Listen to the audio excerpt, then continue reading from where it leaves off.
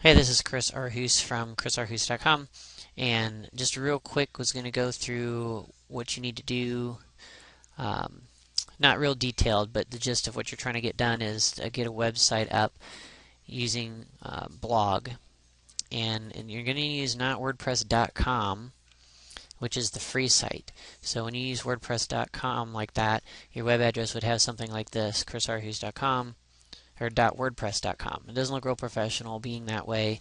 Um, People can tell that you're using a free site, and same with using something like this. There's always some other dot something dot with it, and what you really want is it to be just your name, or whatever web address you're trying to choose. So think a little bit about what you're going to use for a web name, if you're going to use your name and brand yourself, or if you're going to brand a business name.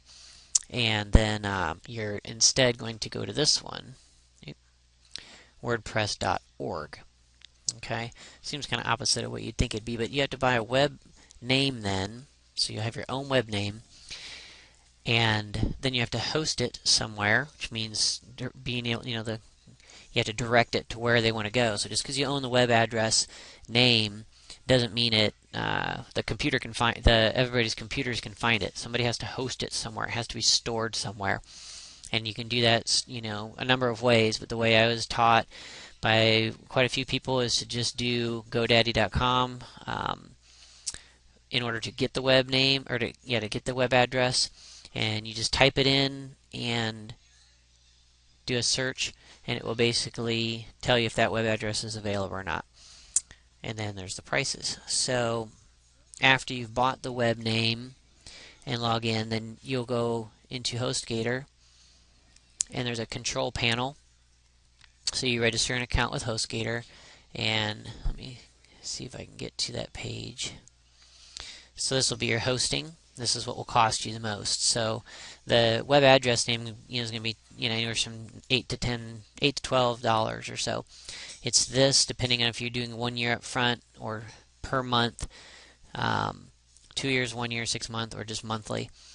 And so sometimes it kind of cuts down the price a little bit. Now it doesn't seem to be cutting it down until you do a full 2-year commitment. But so say you pay a year up front, just to see here what it costs. And there'll be a code usually with it on my link there. You probably will get a code for some % off. If not, just use summer. But the price there is $95, so you got $100 going in just to get your website up. But that's still cheaper than having somebody else do it for you. After you have HostGator, you're going to go into the control panel, it's called. In the control panel, you'll get an email on how to do this. And they're really good about having video tutorials and the help. If you were to go into needing some help, I've spent hours on the phone with them before, many times, trying to get something done, and that was because I didn't really know what I was doing. So I'm sure they like that when they're answering some pretty simple questions. But this is what's called your control panel, and this is where you'll have to register the address that you bought at GoDaddy, and you'll have to put in your you're gonna have to direct it over to here, which is your name servers. And again, this video isn't really detailing all that stuff, but what you're going to do is install Fantastico, and Fantastico Deluxe is how you will put that WordPress theme in here. And what the themes are what make the page look like a web page. So you just preview it here, and it'll give you, then you fill all in these, so you end up with those little tags all the way across, and that pretty much looks kind of like a website, right?